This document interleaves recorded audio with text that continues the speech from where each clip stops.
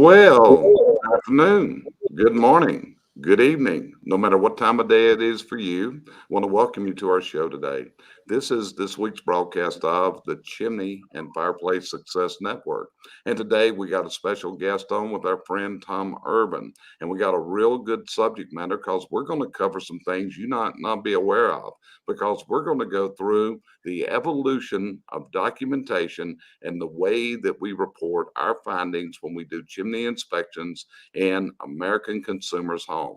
So, Cheryl, what are you looking forward to getting out of this broadcast today? Well, I'm hoping that I can help see what the customer needs to see. I'm going to work at it from a customer's aspect and try to make it more fluent to where they understand what they need to see and what we need to send. That's great. So, Brandy, what about you? What's your big side on this today as we go into this broadcast with Tom?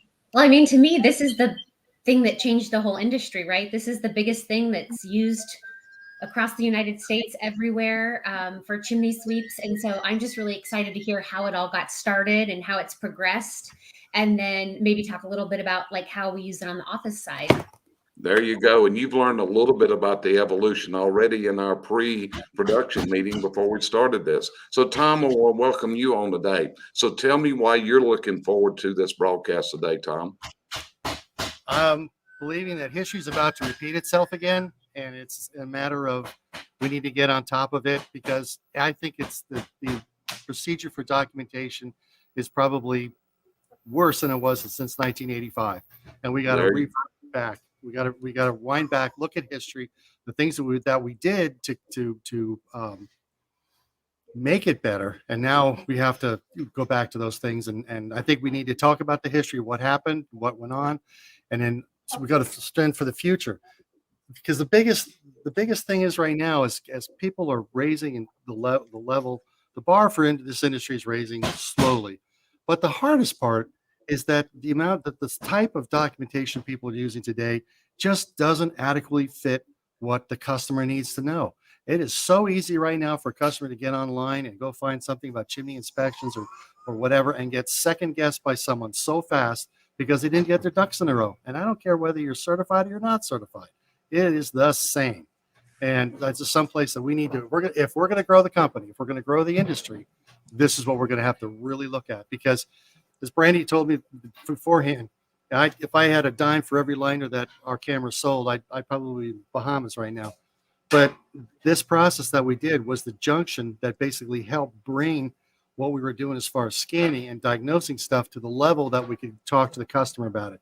Unfortunately, now it's changed. Now it's all about, I got to get in, I got a commission base, I've got to get this job that way. I pick and choose the jobs I want.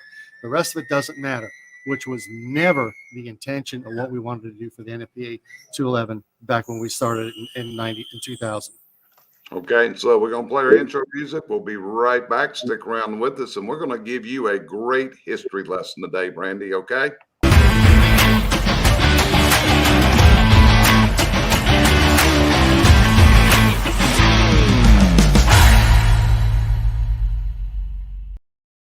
So, welcome back with us. So, to get this started, to be honest with you, we're going to give you a little background into myself and Tom. I've been in this business over 40 years, and Tom, I think you are approaching the 45-year mark. So, between the two of us, we're bringing about 85 years of experience to this today.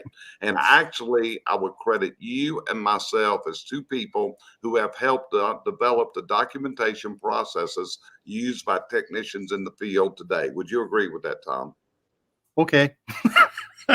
I'll take it. You'll take it. You'll take it and run with it. Okay. So, Tom, let's start out. You started working in chimney as a chimney sweep. Today, you're a manufacturer. You manufacture great inspection cameras, and you've developed inspection language to be used in today's world. So, when you started back in 1978, how did you communicate your findings to your customer at that point? Summarize it really pretty quick. I came in with the Mary Poppins thing. I had the top hat and top hat and tails, and thought that would make you unique enough to kind of let people would listen to what you had to say. And in reality, it didn't. It actually backfired for me. So I quit using it by 80. I think I stopped wearing a top hat on the jobs. And then it was pretty much, Jerry, I was lucky because I got taught by somebody before I started sweeping chimneys. I didn't go through August West, but the business I could have bought, but I couldn't buy, was already sold. But the guy who ran it for 3-4 years went through Ken Hinckley's school, to New England Chimney School. And that was and I had like six Saturdays I went to school. It cost me $150 and 2 full cord of firewood for his father-in-law. That was my price to get into it. But hey, I remember him showing me how to sheet up on my kitchen sink, the cabinets, the cabinet doors on my kitchen sink. He showed me how to open the doors and how to tape off and how to put things together. So I really got a great education about sweeping versus a lot of people just, grab the brush and top hat and grab the big vac and man, I'm in business, So I did actually get a little bit of formal training on the process. Yeah. So Cheryl, let me ask you this. Today, I'm going to ask you to kind of be a consumer. And if you've hired someone to come to our home and sweep a chimney, inspect it, what do you want to know as that consumer? What's the things that you want that technician to tell you? Well, first of all, I want him to tell me if anything's wrong. Is there a problem that I need to be aware of?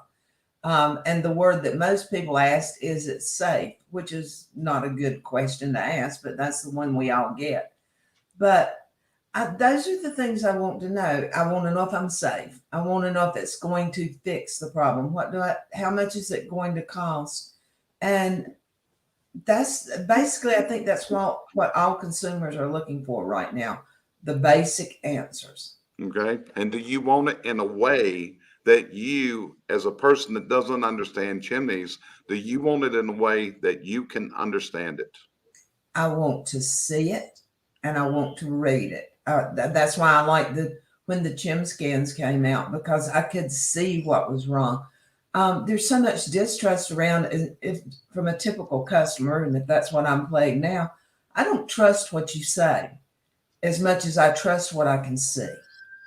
And then what about the language that technician uses? Does technical jargon impress you or does it turn you off? It turns me off because then you're trying to talk over my head. I want to hear it in my language and a way that I can understand it, and not because I don't want to have to stop and ask you every few minutes, okay, what does that mean? What does that mean? Just tell me in my language.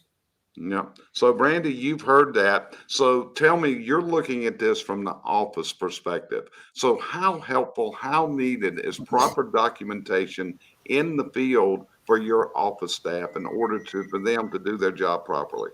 Well, it's critical because my guys are out in the field. And so we get customers calling in every day, multiple times a day.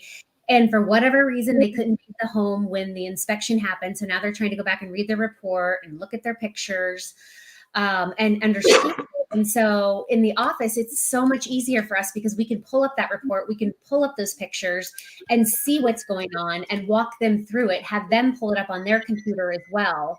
Like Cheryl said, I had written down right before she said that, don't believe what we can't see. People just don't believe what they can't see. But if they can see it, they can see, okay, the inside of my chimney flue. Documentation, that's one of the things that I really press hard when I teach on the office side. I think that comes from my background in nursing, but I always tell, the office staff, I don't care if the customer calls in and says the sky is blue, you document that because 2 years from now, 5 years from now, that may be important. And I love what Tom said about bringing it back to the customer, because I think so often in the office and the technician side, we don't listen to what the customer needs or what the customer wants. If the customer's calling in because they have cold air coming down their chimney and it's negative wind chills like it's been here in Kansas, they could care less about what the outside of their chimney looks like right now. They want that fixed. And so we have to listen to them. Okay. So, and also you are a person that firmly believes that an office staff should be trained to interpret and translate what that technician is reporting. Am I correct when I say that? Yes, and to put it in the customer's terms. So for an example, customers will call in all the time and they're like, well, what's my smoke chamber? And so I teach them to explain it. Okay, think of the outside of your house. You know how you've got your long, skinny part of your chimney, and then it gets really wide and goes out. Well, inside, that's the smoke chamber. And you have to give them a visual. Yeah. And, earlier this week, I did an analysis for a new client, went on site, and actually had a super girl there, lady in the office. And I actually called her and I said, let me tell me something. Can you tell me what the smoke chamber is? She couldn't. And she's answering the phone. And when she gave me what a smoke chamber was, she was completely off base on what that smoke chamber was, which that's not what you consider the CSR to being properly trained. Would that be correct? That's correct. And you've got to be able to explain the bricks being stair stepped and what we're going to do when we go in and coat that and why. What's the science behind why we're doing that? Right. So, Tom, back in the 70s, going into the 80s, you used something that was called an NCR paper, which is also called carbonless forms. And this may be in a 2-part, a 3-part, or a 4-part form where you wrote on one sheet and it came all the way through to the bottom. Would that be a correct statement? I've made several styles, but yeah, that's one of them, Jared. Right, NCR paper, carbonless paper, whatever you want to call it. We have progressed beyond putting carbon between paper where you transferred it down. But back in the 80s, Tom, if you remember correctly, we had a lady in the industry. Her name was Genevieve Burrs. And Genevieve Burrs was a member of the NCSG Technical Committee. She was also a fire investigator in Ohio and used to be a chimney sweep. And she came out and started talking about the danger of inspection reports, what she called menu type offerings. Do you remember that, Tom? Very much well. I can't hear you, Tom. You got to come back to the mic, brother. Okay, satisfactory. We got to get you. We got to get you a lavalier if you're gonna walk around. Yeah, I'm learning. Everything was all down either to satisfactory or unsatisfactory, which were two huge forms. As a matter of fact, I still see it today. It's still on forms, and it just like goes, why people are doing this. And I mean, that's so funny, Jerry, how ingrained it is that there's people who are designing programs to go into relational databases, and they're using the same format. So, they say, yeah, well, I'm not doing papers anymore. I'm doing okay. No, you took the same stupid problem and you brought it back over to the digital world. And it's like, I can't believe that. And some people are filling these things out left and right. There are, last count that I knew, there was somewhere over, I can't give you the number because it was told me in print, but it was hundreds of thousands of forms from a national distributor that are still being sold every year doing the same silly thing.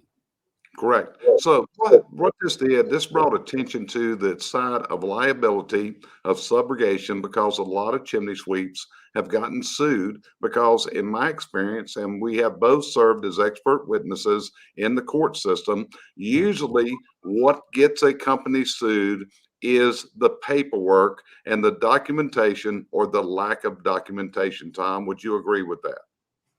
Lack of, or not enough, or done improperly. Okay. So, Brandy, I'm going to bring it back over to you a minute. Your background is in the medical industry. How important is documentation in the medical industry to a nurse or a doctor or to a medical practice? Well, we have a saying, if you didn't document it, it didn't happen. Okay. And I'd like to thank Tom, because you brought up something really important on the lawsuits. We have twice been called into lawsuits, and both times were released very, very quickly because we had paperwork and pictures to document and back up everything we were saying. So I thank you for that, Tom. Okay. So anyway, Tom, as we progressed on in the industry, we were seeing problems with the use of inspection forms. In fact, back at those days, to be honest with you, I used to get on Copperfield's really bad side, because the forms that y'all were selling, you worked at Copperfield, were very, very dangerous. In fact, Copperfield started producing two different forms. They produced their regular checklist for them, and they produced a checklist, a different inspection sheet that would satisfy what I was looking for. And because I used to make statements, Copperfield, City Bob, I'm going to put you out of the inspection form business because you're hurting people. And they finally started doing other ones. But I remember in those days, people were comparing forms. If we look back in those days, I can well remember when people like Bart Ogden and Steve Blackburn, other people were developing their documentation systems in the field. Do you remember that also?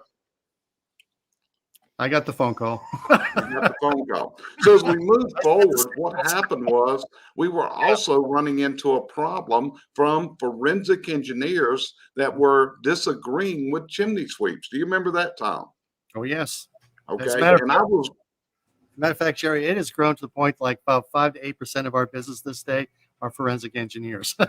So yeah, just because people don't hear from them doesn't mean that you're not, because we're still selling equipment and repairing their equipment all over the United States. So right. And what you're talking about is your customers for your Esteban products, where forensic engineers are scanning chimneys. Am I correct? Correct.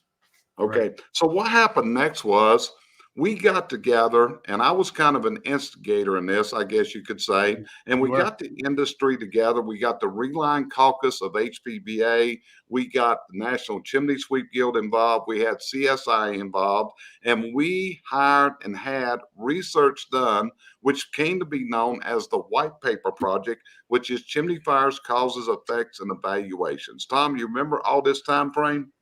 Yes, I do. Very well. Yep. Okay. So once we printed that manual and we went to print with it, go ahead. Just to add to that, Jerry, one of the major part why this all came together, if you remember, because especially down here, you had one forensic engineer that was, guys were saying, oh, that was a chimney fire, golden goose type application, and it got out of hand. And then you had Mr. Copes come along behind you and all the others in North Carolina and started saying that, no, these chimneys are fine to use. So there became a conflict, not only between the court system, but also conflict from forensic engineers, and insurance companies were starting to go like, what's going on? So I remember you and that gentleman, going around many, many times on reports. So go ahead. Yeah.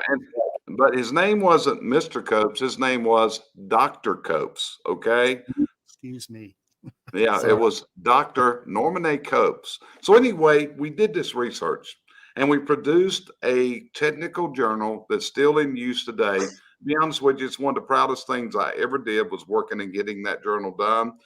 Dave Johnson did a lot of research into it, but to have my name on that book, that's something that has lived with me for years and made me really proud. But the next thing was, you noticed I was doing something in my office one day on a visit, Tom. Do you remember coming down and watching what I was doing?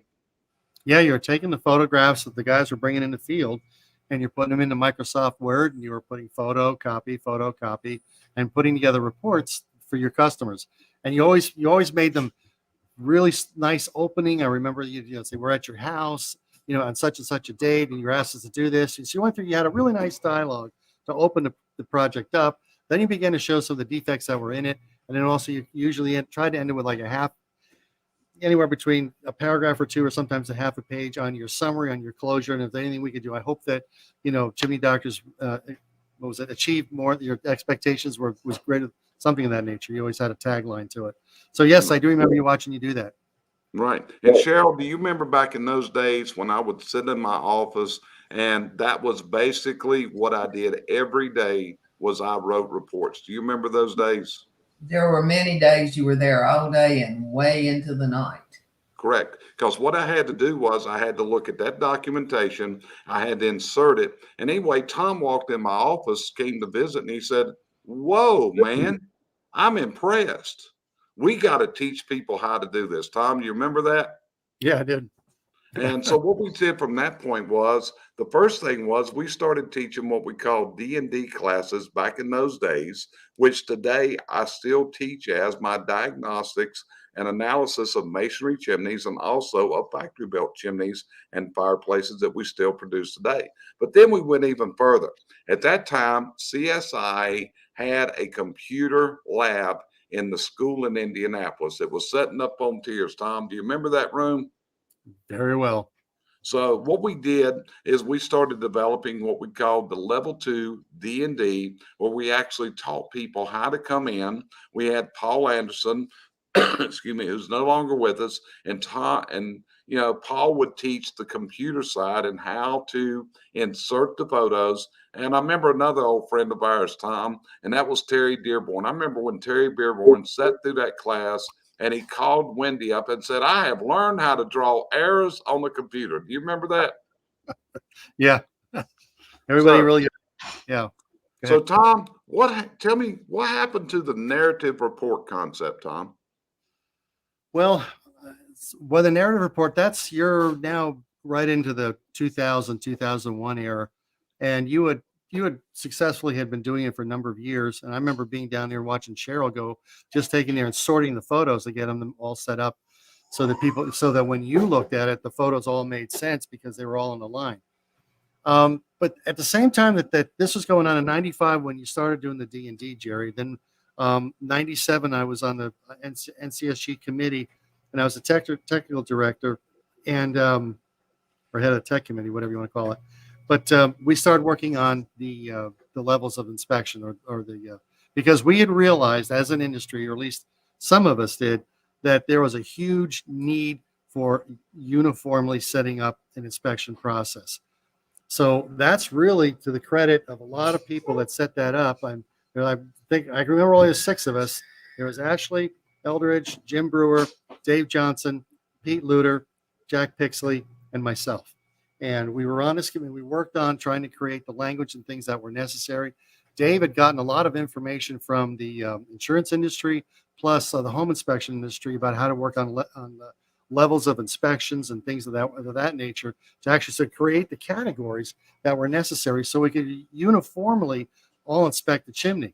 I think the goal of it was back then, but unfortunately, I don't quite think it's anywhere close to where it could be, or maybe I'm just an optimist, is that each individual could go out to the chimney and come back almost relatively close with the same results by collecting the data in a more uniform factor. So that's really what the first part does. Interestingly enough, a little while ago, I did talk with Jim Brewer about a year or two ago. And I said to him, "Jim, I said, I can't remember when we put the annex together."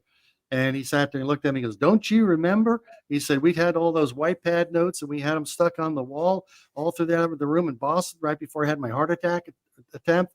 And he goes, "We put that stuff up on the wall." And I said, "Yeah." He goes, "Well, I just took it all off the wall and put it on this page." I went, "Oh." So although the annex really isn't part of the code, in reality, it was an example of what should have been done. So so that's kind of that kind of bridges the gap. So and narrative reports were in place, but there was really no direction to putting something like this together. So if we're going to do another D&D, it's got to be a 3D program. It's going to have to be about the diagnostics. It has to be about how to document it in favor of the customer, not the sweep, and also be able to direct the people so that when you look at it, you have a beginning and an end that's uniformly across companies. As Brandy and Jeremy have learned very much like anybody else who's grown the company past themselves, that what one person sees, the other person does not see. And you're constantly having to try to figure out, he's my liner man, he's my masonry man, he's my door man, he's my, and it just goes on. And until you try to get everybody all on the same page so that you're doing the same report. There was a big caveat that we tried to do in that committee, and unfortunately we failed miserably. And that was, and I forgot, Alzheimer's. I forgot. Okay, I got it. I'm sorry. What I do remember is we were also, first off, let me just put this number behind me so that you folks kind of understand something. This is something that a lot of folks don't know.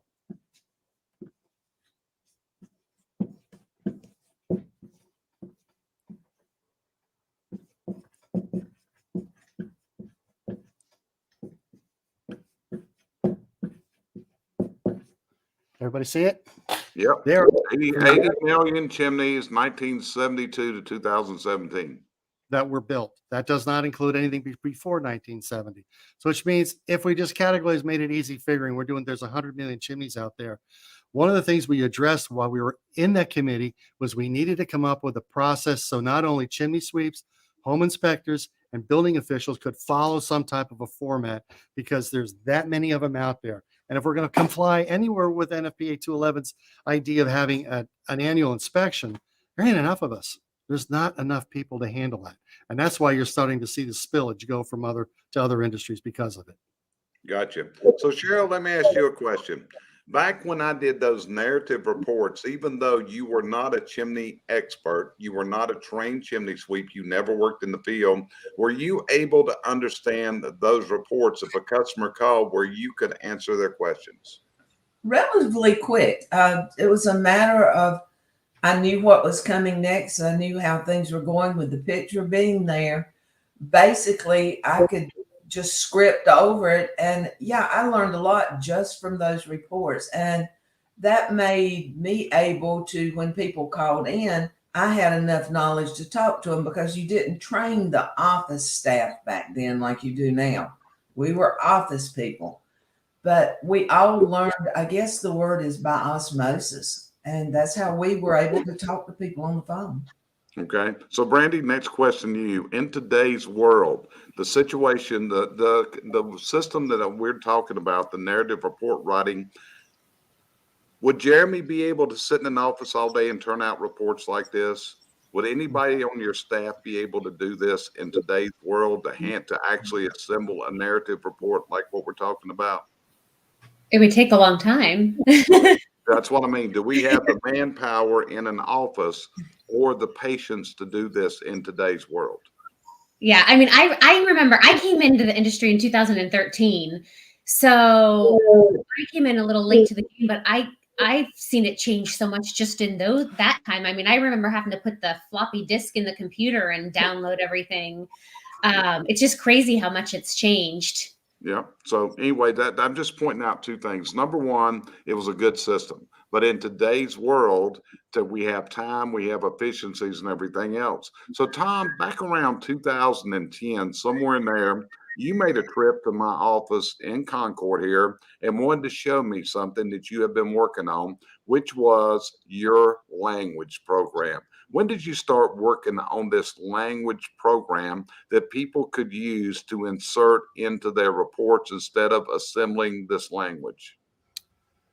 Probably after our watershed moment in 2005, when I realized people were walking out the door all ready to go out and do narrative reports. Yeah, I knew right away. I said, this is going to last about a day and a half, and it's going to be gone. But so I said, we come up with the directions. But once I came up with I had to come up with the process. And that's what really threw me off when I looked at the answer was in the annex. But let me go back to your question a little bit before I go any deeper than that. From that point, then I began to realize I needed to start writing language. And I've written language, well over thousands of paragraphs, of which now have been, some of them are obsolete. Other ones have been redone with, probably right now I have close to about 600 current paragraphs, pre-written paragraphs. And one of the things I luckily enough, two things that happened that really made the difference. One is that I wanted to be like what Cheryl's talking about. I wanted to be able to, the customer needed to understand what the report was. And and once I got this process down, Jerry, it's like, I don't even think about it anymore, because that's the way I write and how I look at things. But it came down to the four things I wrote on the board. Every one of the paragraphs I have to explain to that I have set up already, pre-written, describe the problem, locates the problem, the consequences of using it, and an option. If you have those four built into the paragraph could be, sometimes it could be only just 2 or 3 sentences. Other times it could be half a page. Some, the real difficult things that you deal with might get, like 2 paragraphs or so into it. But by concising it and breaking it down, taking added words out of it, and, Grammarly, the living daylights out of it 5 times, and then still go back and still find a few things where I finally have honed it down. But that was a key thing. I think a lot of people, and this goes back to Brandy, what she's trying to do is making sure that her people understand and know it, and go back to satisfy Cheryl, is that once you write the defect, then the defect is the problem that the office person can understand because it's written in the English language. And then when Cheryl's going to look at it, she's going to go, well, most people are they can hear it, but until they see it with their own eyes, they ain't doing anything. So if they can hear it and they can see that the information given that may come from the tech, then they hear it again from Brandy. All of a sudden, the homeowners heard this twice, and all I need is 3 to 4 more times on a return call. Then all of a sudden, these folks know what's going on. This must be it. Instead of hearing John the tech go, well, no, it's this over here, and then the other guy says, no, it's this. Then the owner comes in and he says something else. By the time you get 3 of these things, the homeowner's so confused they don't know where to go. And the real key thing is, I found a way to free all that is if you just do these 4 things. Put it in your copy, it stays the same. Right. To do this language, Tom, you had to have 2 different types of individuals come behind you on this. Number one was you had to have a writer to make sure that your language was understandable. Am I correct? Yes, I did. I've run it through 2 editors. Right. So you've run it through editors, and then you ran it through a legal review. Am I correct? I did. See, and that's what happens a lot in the field, guys and gals. If you're listening us, if you are hand composing these notes to your customers, remember what I said earlier. This is where litigation comes from, because what Tom has done with this language is this is like having an attorney to approve everything that you're giving your customer. Would that be true, Tom? That's a bit of a stretch here, but it's close. In other words, what I wanted the attorneys to do was go through and say, is there anything that I'm obviously saying wrong that I'm misdirecting somewhere? That was the key thing, is to make sure. And there was one, I worked for 2 months on trying to figure out how I could say something nice about a combustible and brickwork up in the fireplace. And I came up with this whole elaborate, if you have the system cleaned every year, we could, reduce the likelihood of a chimney. And I tried all these words, and then the attorney looked down and he goes, you can't say that. I go, well, I spent 2 months on that. He goes, you can't say that. So a lot of those things that I tried to maybe use soft touch or tap around, they tagged it right away. And so I had to go back to kind of some black and white issues. But, if you say things nicely enough to people that they understand. And the other thing that kind of helped back me up too with that is, Jerry, is I went online. This is a big, you and I have had this conversation a lot, is that people use the inspection for a sales tool.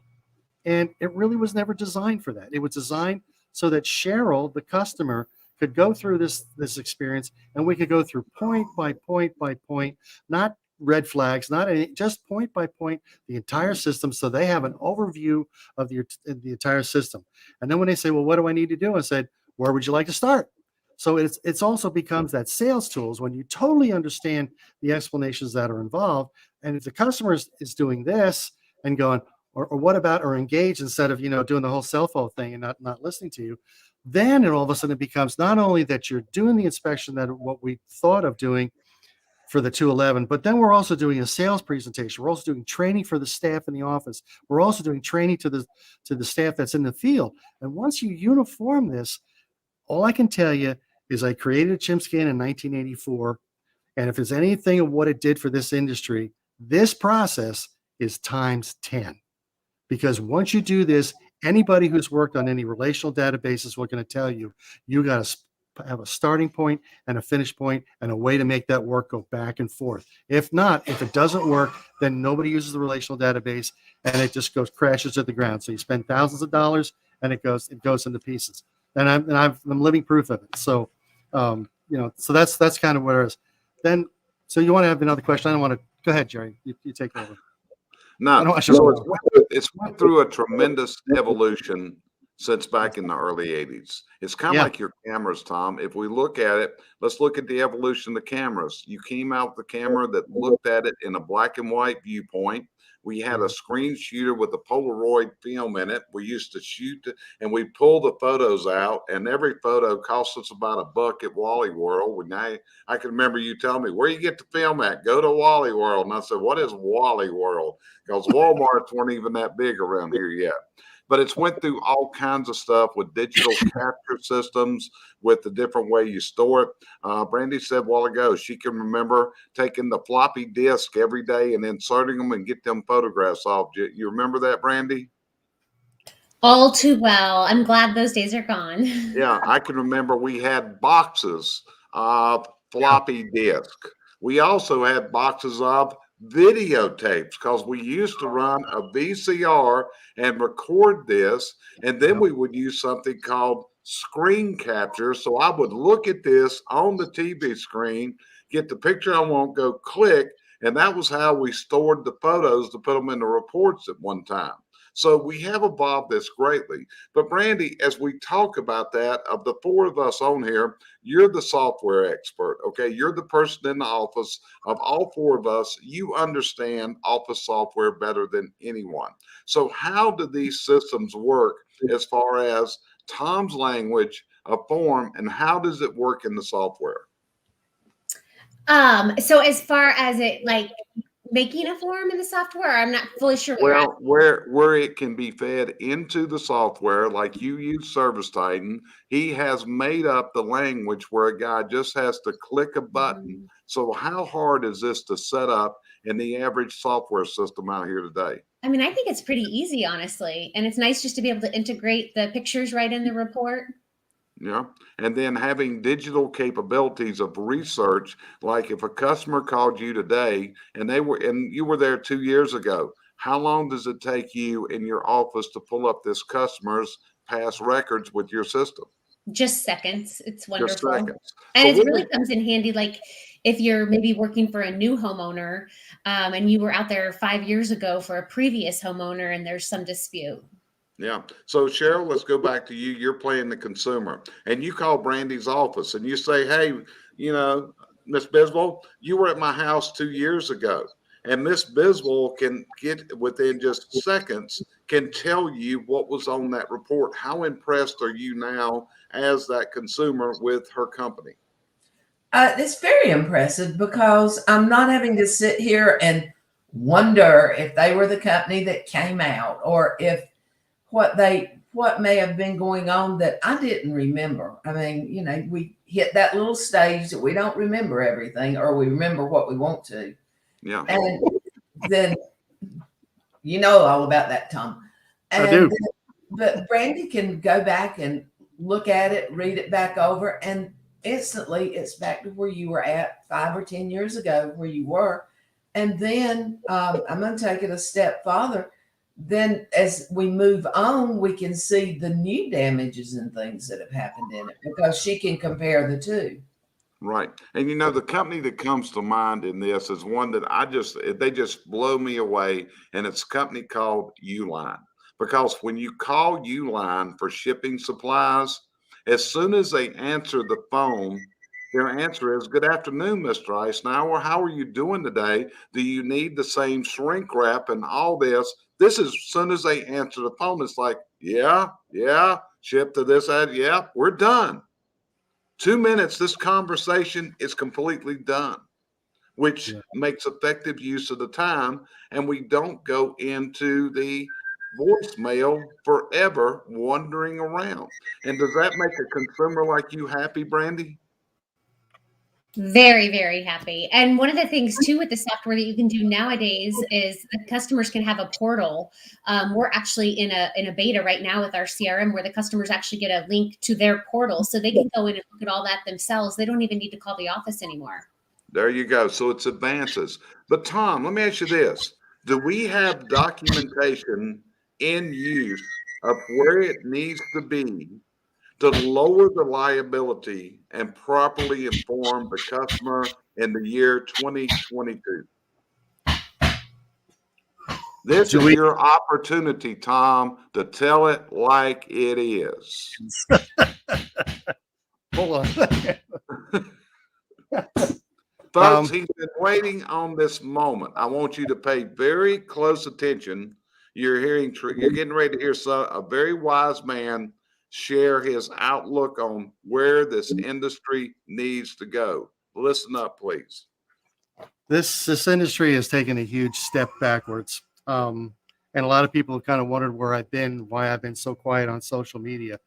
Is because I've been really distraught in what I've seen happen over the last several years. And it's not that, I'm going to take my toys and run away. It's just that we were on this purge of moving forward, and then something happened and things started falling down. And I'm just going to let it go at that.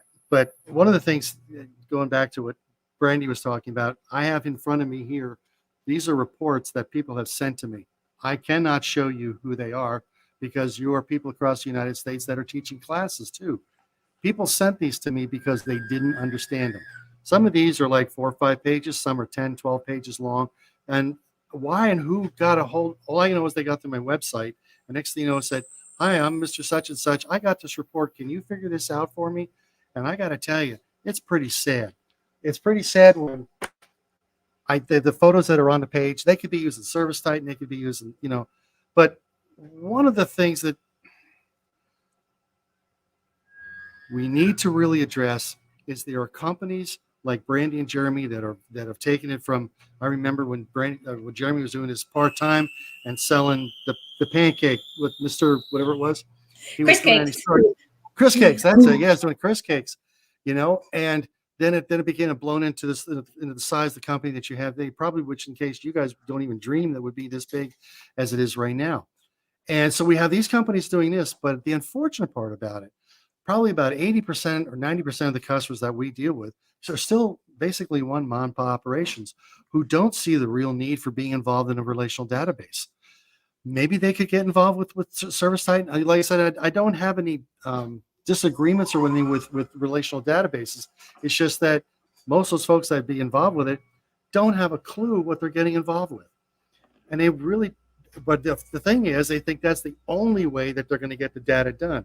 Versus if it's just a clipboard and a really nice laid out form that's yes, no, you can do the same thing and just get that information together. The real key, uniformly getting the data and being able to, when the customer calls, that you or address the customer in language he or she knows. It's about telling the customer about the defect and let the customer understand that he has a problem. Then when you're just waiting there, tooth and nail going, so what are we going to do about it? Whatever you'd like. Where would you like us to start? Or whatever the key word is. In other words, then they fully understand that it is their obligation to do something about it. It's not, I'm not trying to, run a liner sail down or customize cap or this, that, whatever. It's then looking at the entire chimney and giving Mrs. Isenhour here the what she's truly looking for, an objective report of the total condition of her chimney.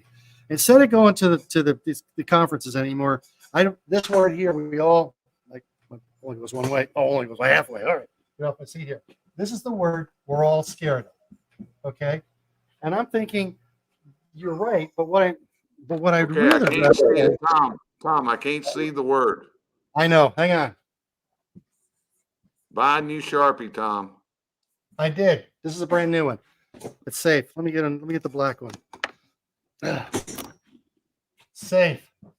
Okay. What I want to see is this, or serviceable.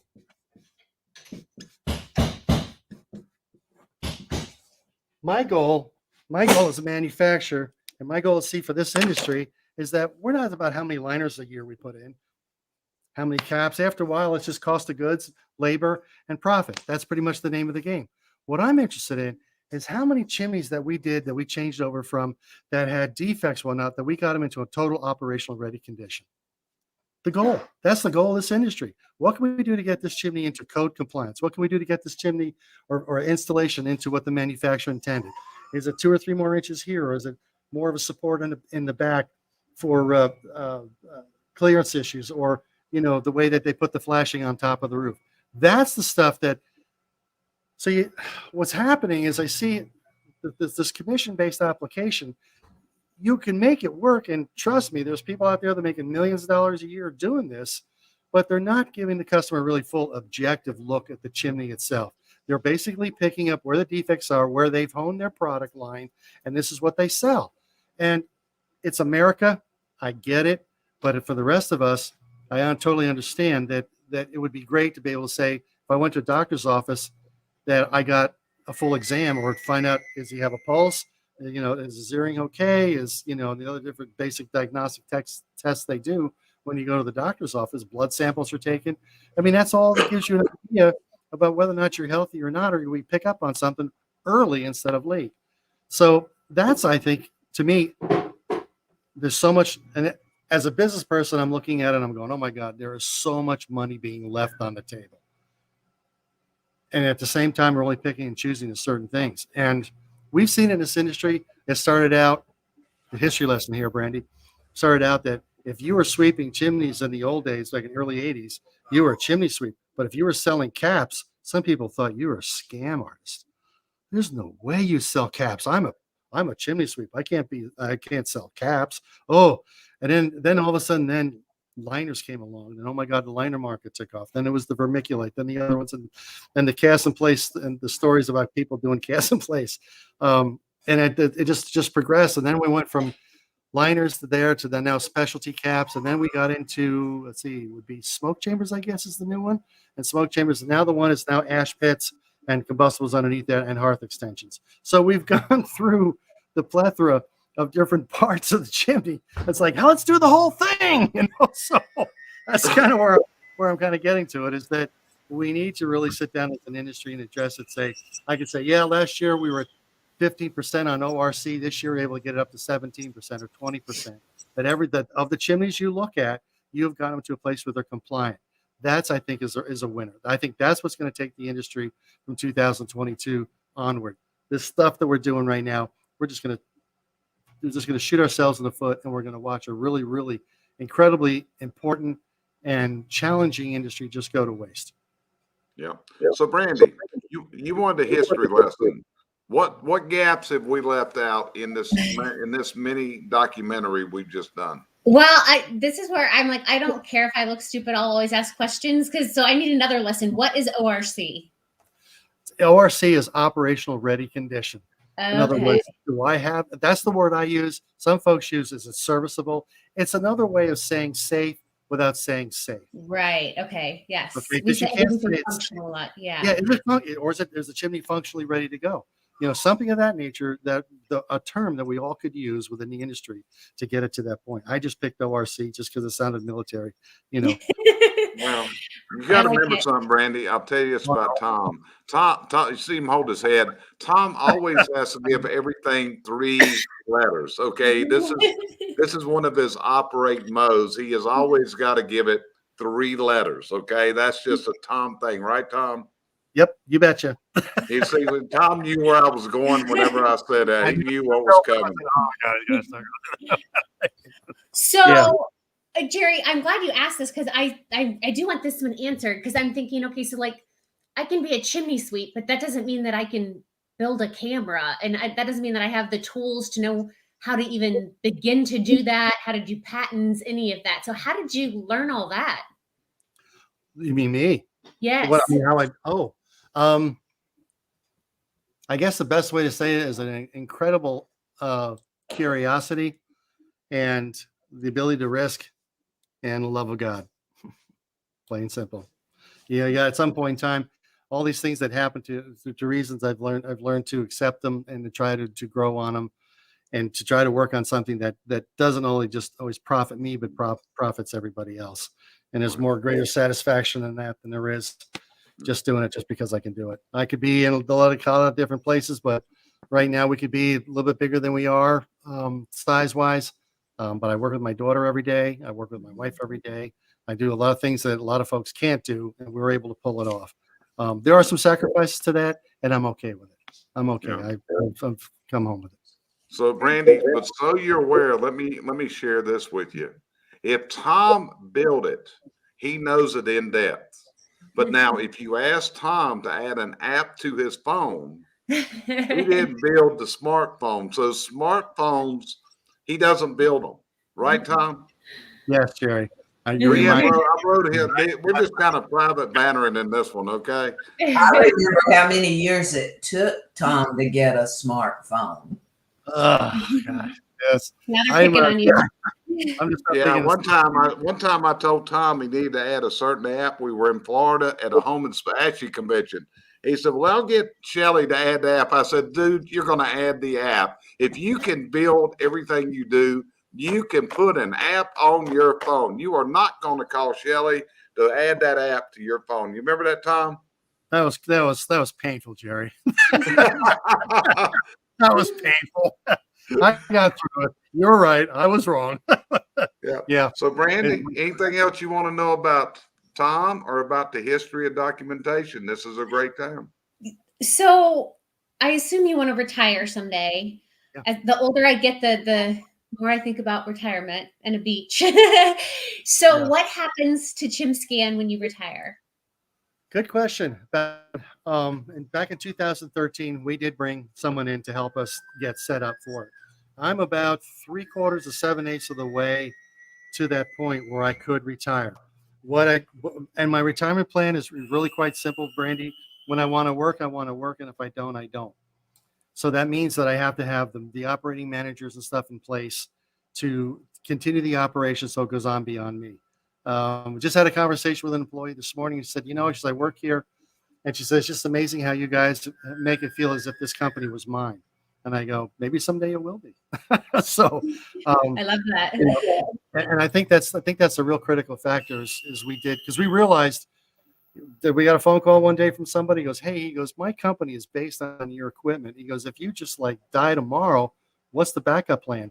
And it was like, God, we never gave that a thought, and that was almost 15, 18 years ago. So we started at that time saying we need to get help, someone who's going to show us a way to retire. So the game plan is I plan on retiring in such a manner that I still, if I want to work on something out here in the shop, I can. If I don't have to, if I don't have to. So I'm getting closer and closer to that goal. Probably another 3 years. But then again, I might come up with something else. I got a lot of really great ideas. So I might continue on, just have find the effort and the people, and add on more building and keep on going. So yeah, I don't believe it's just going to stop tomorrow. Very good. Okay. So, Cheryl, what about you? Is any holes in any gaps we need to fill in today?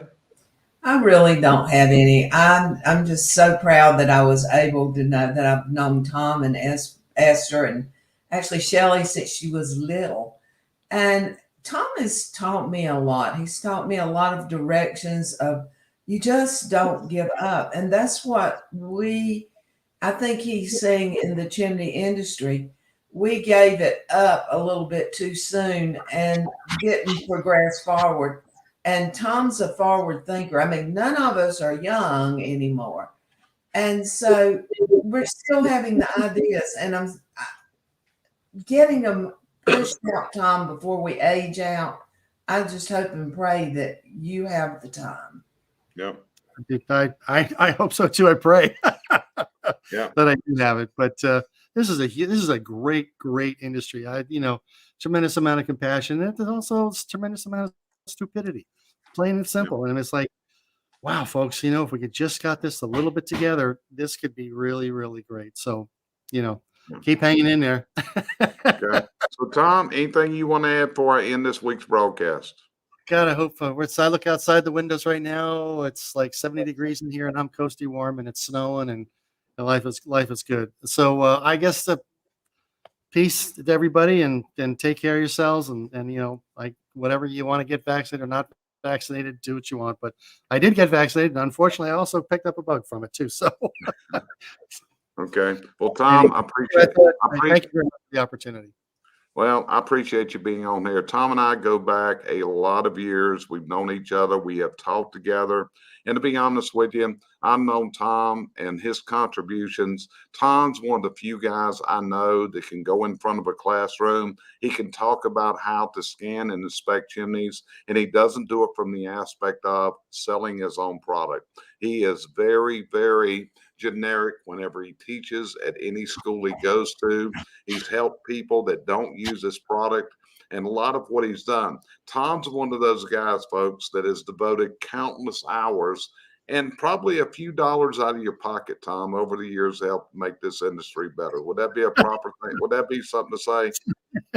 Just a little bit. So, Tom, you're one of the guys that has made this industry. When you talk about this as a special industry, yes, it is. And Tom, you're one of the guys. You and Esther and Shelly are some of the people that do that. Okay. Appreciate it. Thank you very much, guys. I really Okay. appreciate it. So we appreciate you joining us today on the Chimney and Fireplace Success Network. We do this every week as a service and sponsored by CBC Success Group. We do this to help spread information with the industry. We hope that you've enjoyed this. We hope you've got information out of this. We hope this has been helpful to you. From our side at CBC Success Group, it's an honor, it's a privilege, and it's a pleasure. And if we can help you in any way, feel free to reach out. You're seeing our email addresses on the screen right now. A phone call to talk to one of us doesn't cost you a dime. We'll be glad to see if our processes may be the processes that you need. Even though if you want Brandy, you might have to go onto a waiting list now if she's the person that can help you because she's in high demand. But that's what we're doing this all for. So appreciate you joining us. We'll see you next week on the next episode of the Chimney